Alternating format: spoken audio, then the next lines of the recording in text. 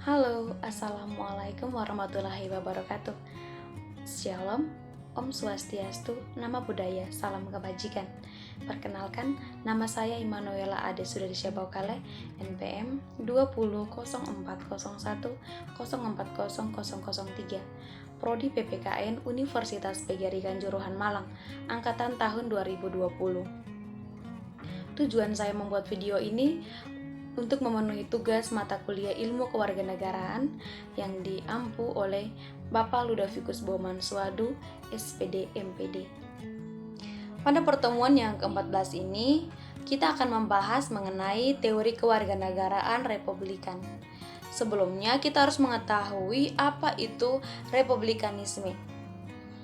Republikanisme adalah ideologi politik yang berpusat pada kewarganegaraan di negara yang diorganisir oleh sebagai republik.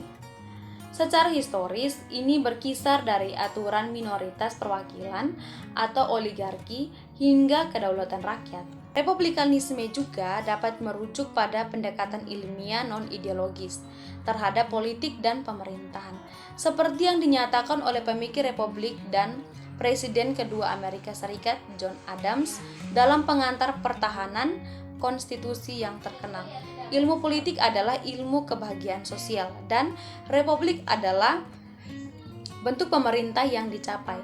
Ketika ilmu politik diterapkan dengan tepat dan penciptaan pemerintah yang dirancang secara rasional. Alih-alih bersifat ideologis, pendekatan ini berfokus pada penerapan metodologi ilmiah pada masalah pemerintah melalui studi dan penerapan yang cermat atas pengalaman dan eksperimen masa lalu dalam pemerintahan. Kata republik berasal dari frase kata benda Latin res publica yang artinya hal umum, yang mengacu pada sistem pemerintahan yang muncul pada abad ke-6 sebelum Masehi. Setelah pengusiran raja-raja dari Roma oleh Lucius Junius Brutus dan Collasinus.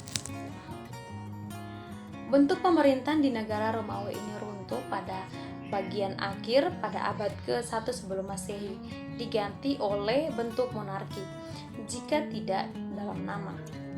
Republik berulang kemudian, misalnya Renaissance, Florence, atau Inggris modern awal. Konsep republik menjadi kekuatan yang kuat di kolonial Inggris di Amerika Utara, di mana ia berkontribusi pada revolusi Amerika. Dalam teori filsafat politik, istilah republikanisme umumnya digunakan dalam dua pengertian yang berbeda, tetapi terkait erat. Dalam arti pertama, republikanisme muncul pada tradisi lepas atau keluarga penulis dalam sejarah pemikir politik barat, termasuk khususnya Mikhail dan para pendahulunya di Italia pada abad ke-15. Para republikan Inggris, Milton, Harrington, Sithen, dan lainnya. Dalam interpretasi mereka terhadap tradisi republikanisme klasik, para republikan sipil sering berdebat dengan para humanis sipil yang sering membuat mereka bingung.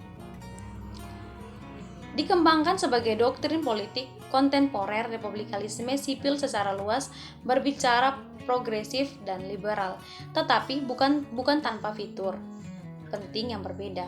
Beberapa implikasi kebijakannya menyimpang dari liberalisme atau arus utama dengan cara tertentu, dan karena alasan ini para republikan sipil terkadang juga bingung dengan komunitarian.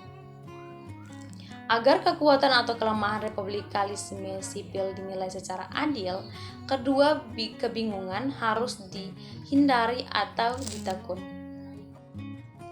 Sekian dari review materi saya. Assalamualaikum warahmatullahi wabarakatuh.